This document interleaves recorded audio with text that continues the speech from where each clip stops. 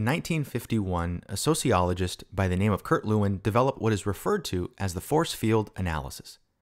What Lewin believed was that any state of equilibrium or level of performance was the result of a combination of driving and restraining forces at work.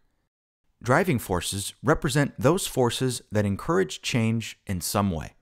For example, if an organization was adopting a new inventory management system, supervisor encouragement, monetary incentives, and even training could be considered driving forces. The second forces at work are restraining forces. Restraining forces represent those forces that help maintain the status quo and make the implementation of change much more difficult. For example, worker habits, hostility towards management, or even past experiences can serve as forces that prevent or at least lessen the likelihood of the new system being adopted.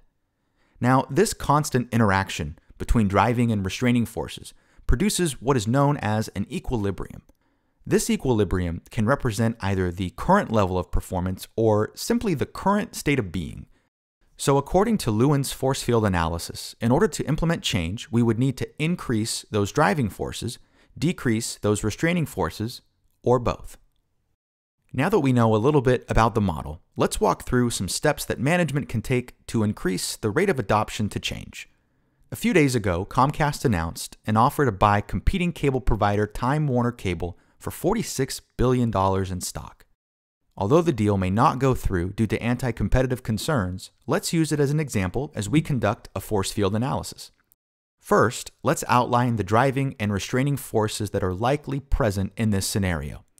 This is unlikely to be an exhaustive list, but at least you'll get a feel for how to conduct the analysis. Driving forces may include the enthusiasm and commitment of top management, the approval of the board of directors, and even the support of the investment community. These forces are considered driving forces because they encourage the change and the departure from the current state of equilibrium. But are they enough to move the equilibrium? Well, they may in fact not be. Working against those driving forces could include employees who are concerned of layoffs, customers who are fearful of paying higher prices as cable options decrease, and even established operating procedures that would need to change. In addition to these changes, the U.S. government can always file suit and attempt to block the acquisition under grounds that it harms competition and subsequently consumers. Now, each of these forces doesn't affect the situation the same, but all play some part in the current situation. Now that we've conducted a brief analysis of the present situation, we need to develop a change strategy. The first question that we should ask is, do the driving forces far outweigh the restraining forces? If so, management will need to do very little to see the adoption of the change. In our situation, this is unlikely given the nature of our restraining forces. The second question we should ask is, are the restraining forces much stronger than the driving forces? If the answer is yes, we have a couple of options. First, we could do nothing. We come to the realization that attempting to change the status quo would be far too difficult and give up altogether. The second option is that we can pursue the change effort by maintaining those driving forces while attempting to minimize the impact of those restraining forces. And the last possible situation occurs when the driving and restraining forces are similar in size. In this case, management can push the driving forces while slowly attempting to lessen the restraining forces. Regardless of which option we choose, let's look at how we can increase those driving forces and decrease the restraining forces in our example. One of the first things that likely needs to be done is to educate and communicate with our workforce. They probably have a lot of concerns, and rightfully so.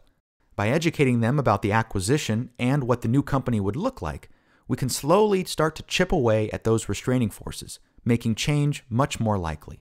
It would also be important to educate consumers and government officials and inform them of how the company would operate post-acquisition and what the potential impact would be on prices.